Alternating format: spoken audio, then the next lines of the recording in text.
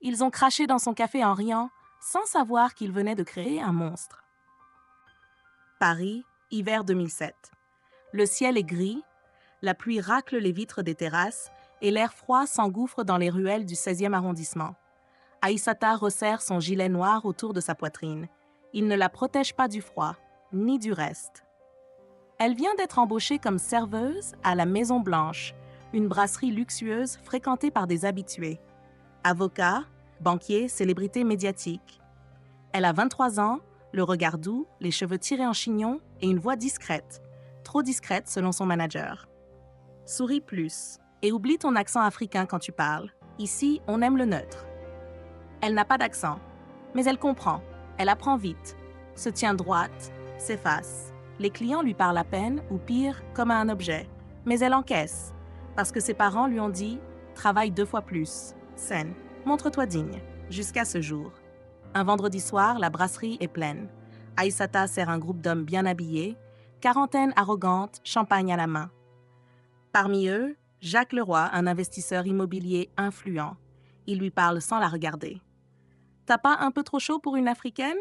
Rire gras. Elle tente de sourire, de faire comme si elle n'avait rien entendu. Mais ils insistent. L'un d'eux crache dans le café qu'elle vient de poser sur la table. « Oups, tu vas nous en refaire un, hein? Et pas trop épicé cette fois. » Puis l'un mime un singe en imitant des cris. Rire. Aplatissement total du silence dans la salle. Personne ne bouge. Pas un collègue. Le manager arrive, regarde la scène et soupire. « Aïssata, va en cuisine, je prends la suite. » Elle s'exécute. Elle ne pleure pas encore. Elle n'en a pas le droit. Mais plus tard, seule dans son petit studio de Saint-Ouen, elle s'effondre. Et dans cette nuit-là, sous les néons défaillants, elle se fait une promesse. « Vous m'avez ignoré.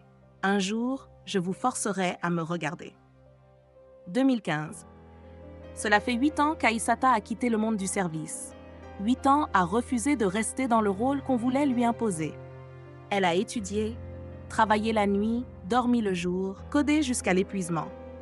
Elle est devenue spécialiste en cybersécurité, formée entre Lyon et Berlin, certifiée, redoutée.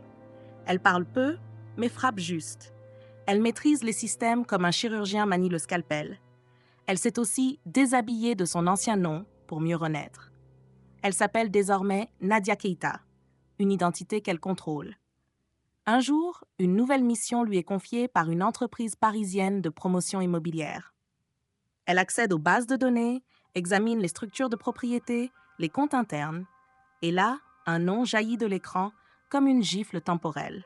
Jacques Leroy, PDG, intouchable. Le même homme qui avait ri en la regardant comme un animal. Le passé ne remonte pas à la surface. Il explose. Mais Aïssata ne cède ni à la colère, ni aux larmes. Elle fait ce qu'elle a appris à faire, observer, fouiller, recueillir. Et ce qu'elle découvre dépasse l'humiliation subie. Leroy et ses associés dirigent un réseau complexe de sociétés écrans, de transferts frauduleux, de chantage à l'expropriation dans les quartiers populaires. Ce n'est pas seulement un raciste. C'est un prédateur légal au sommet d'un système pourri. Alors elle commence à assembler dossiers, transactions, témoignages anonymes. Elle trace l'architecture de son effondrement, sans trembler. Le soir, elle regarde les archives de la brasserie La Maison Blanche sur Google Street View. Elle voit sa propre silhouette dans une ancienne capture, en arrière-plan. Elle ne détourne pas les yeux. Pendant des mois, Aïssata observe comme une prédatrice dans l'ombre. Elle a récupéré des gigaoctets de données internes, des échanges confidentiels, des montages financiers obscurs, des notes de frais étranges, des liens entre Leroy et un réseau de fausses entreprises au Luxembourg. Elle pourrait balancer ça sur le dark web et regarder la ville brûler. Mais non, ce serait trop simple.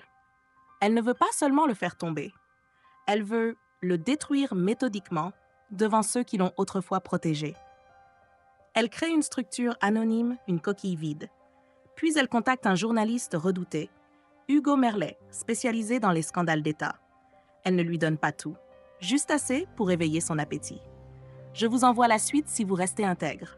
Ce que j'ai, c'est du TNT. Le journaliste publie une première enquête. Le nom de Jacques Leroy apparaît. Pas encore coupable, mais compromis. La presse économique en parle. La radio commente. Les investisseurs lèvent un sourcil. Mais la vraie attaque, elle, est encore à venir. Un mois plus tard, Aïssata, sous son nom de façade, Nadia Keïta, achète 2% des parts de l'entreprise de Leroy. Une opération invisible via un fonds suisse. Cela suffit pour avoir une place dans le conseil d'administration. Lors de la réunion de crise, ils sont tous là. Leroy, tendu, plus maigre, plus nerveux. Les associés, froids. Et puis elle entre. Cheveux lâchés. Tailleur sobre, regard impassible. Elle s'assoit face à lui, pose ses dossiers et dit doucement « Monsieur Leroy, je vous remercie de m'avoir reçu. C'est étrange de vous voir enfin à ma hauteur. » Il fronce les sourcils. Il y a quelque chose dans sa voix, puis il la reconnaît. Le choc se lit dans ses yeux. Le silence s'abat dans la pièce comme une pierre tombale. Vous, c'est vous. Elle hoche la tête sans sourire. Oui, et j'ai beaucoup de choses à vous rendre, à commencer par vos mensonges. Elle sort une clé USB et la guerre silencieuse devient publique. 2017. L'affaire fait les gros titres. Le roi de l'immobilier parisien est accusé de fraude, de blanchiment, de harcèlement moral. Des femmes témoignent, des employés parlent, le masque tombe. Aïssata regarde tout cela sans jubilation. Elle ne veut pas le spectacle. Elle veut que le système qui l'a protégée soit mis à nu. Les comptes sont gelés. Les perquisitions s'enchaînent. Le roi clame qu'il est victime d'un complot, mais les preuves s'accumulent et surtout, plus personne ne veut le défendre. Dans l'ombre, Aïssata reçoit des messages anonymes. « Merci. Grâce à vous, j'ai osé quitter. Je vous ai vu parler devant eux. C'était comme si vous les brûliez sans lever la voix. Et au milieu du chaos, elle ressent pour la première fois non pas de la vengeance, mais du soulagement. » Un soir, elle retourne dans le 16e arrondissement. Elle passe devant la Maison-Blanche. Le décor a changé. Les serveurs aussi. Elle entre. La serveuse, ce jour-là, est une jeune femme noire. Épanouie. Elle prend la commande sans crainte, sans pression. Aïssata la regarde et pense « Elle ne sait pas ce qui s'est passé ici, mais elle est libre d'exister. » Elle laisse un pourboire généreux, glisse une carte de visite avec écrit « N'oublie jamais que tu as ta place ici. » Puis elle sort.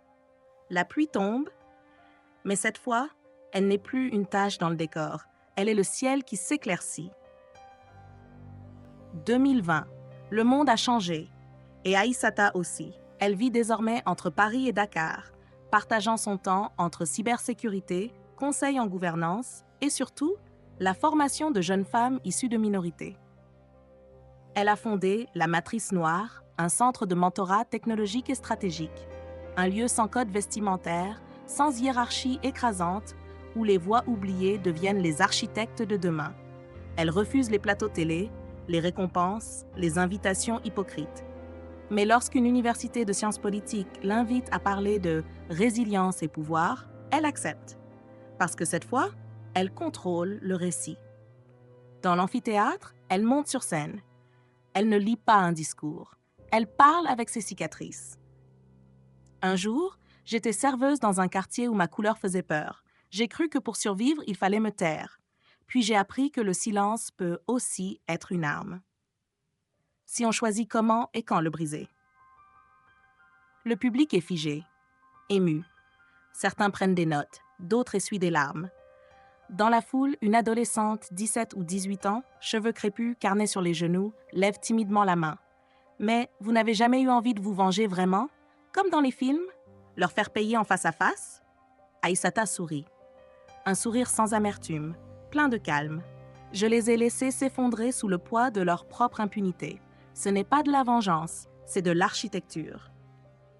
Silence, puis applaudissements. Pas de standing ovation, pas de théâtre, juste un respect profond. Plus tard, en quittant la salle, la même adolescente la rattrape, tremblante. Je suis la seule noire de ma classe. Tous les jours, j'ai l'impression d'étouffer. Aïssata s'arrête, pose une main sur son épaule. Ils veulent que tu t'excuses d'exister. Ne t'excuse jamais. Et si tu tombes, tombe comme une graine. Quand on est dans l'ombre, on apprend à se taire, à plaire, à survivre.